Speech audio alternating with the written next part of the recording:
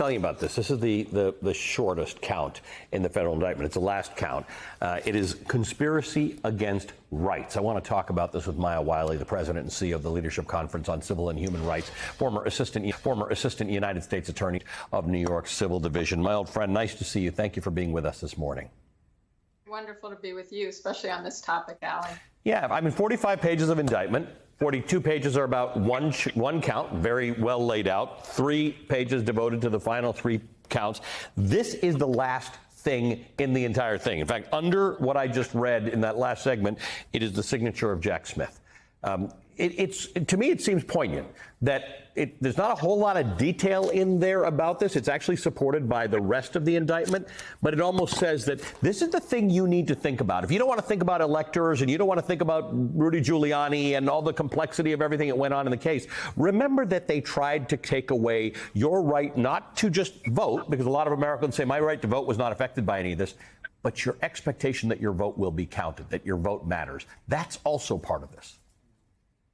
That is part of it, and to your point, it's central to it. Central to it because we know that one of the reasons we're seeing this third indictment of a former president of the United States is because of what we saw on January 6th and all that it represented, which was exactly what the Supreme Court has said in interpreting Section 241. The Ku Klux Klan Act. It said that, your right to have your vote counted is the same as your right to put that vote in the ballot box.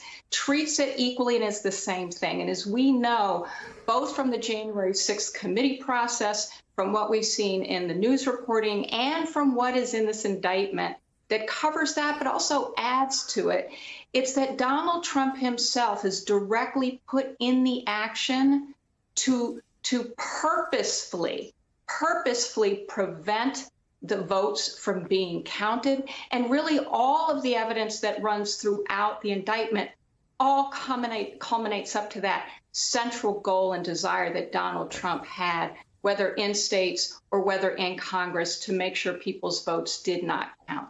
And this is important because we're covering this coup in Niger. We look at countries like Iran or Russia, where people go to the ballots, they do vote, but there's no expectation that your vote either is going to be counted properly or matters. We actually have that in this country. But something that a line that runs through this indictment is the conversations with Jeffrey Clark, man who worked at the sort of mid-level guy at the Justice Department. The senior people at the Justice Department would not do Donald Trump's bidding. So Donald Trump was ready to install Jeffrey Clark as the acting attorney general. And Jeffrey Clark was quite ready to take that job. He actually went basically to tell his boss, the acting attorney general, Jeff Rosen, that I'm here to replace you. And only because Jeff Rosen said, I don't think I'm going to actually resign to a subordinate, so we're going to go talk to the president, did that not happen. But this was this idea that your vote doesn't matter. Donald Trump thinks Jeff Clark should be attorney general so he can do his bidding and take that election over. This is central to the whole operation.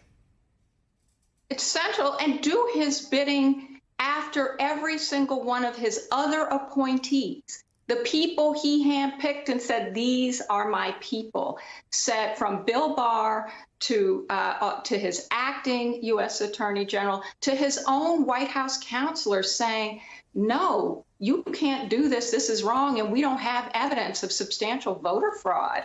This was not only in the public eye because we had governors, Republican governors from Nevada to Arizona saying, no, this is not true. You have him trying to pick and choose the people who will do his bidding despite the assertions of his own people telling him, no, that's not right, that's not true. And I just want to underscore this point, Ali, that you're making, because it also goes to the voter fraud allegations, lies, part of the indictment.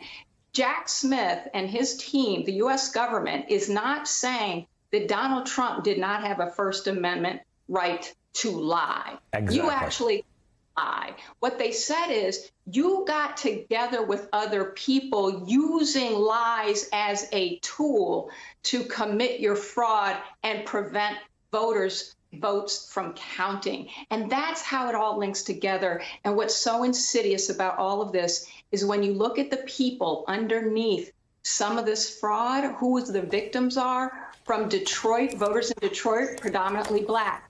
Voters in Atlanta, Fulton County, predominantly Black. The people getting called out and threatened, their lives threatened because of lies about whether they were trying to rig an election, Black poll workers, women. This is something that is an undercurrent. In Nevada, he explicitly lied and told lies about whether non-citizens were voting. Cue that to Mexicans. Cue that to the dog whistles of race. And that really is part of why we saw so much white supremacy, neo-Nazism, extremism, with their banners flying, with their T-shirts on, and proudly proclaiming their white supremacy as they threatened our elected officials and tried to prevent our votes from counting. Maya, I knew you'd be the perfect person to talk to about this. Thank you for being with us this morning, Maya.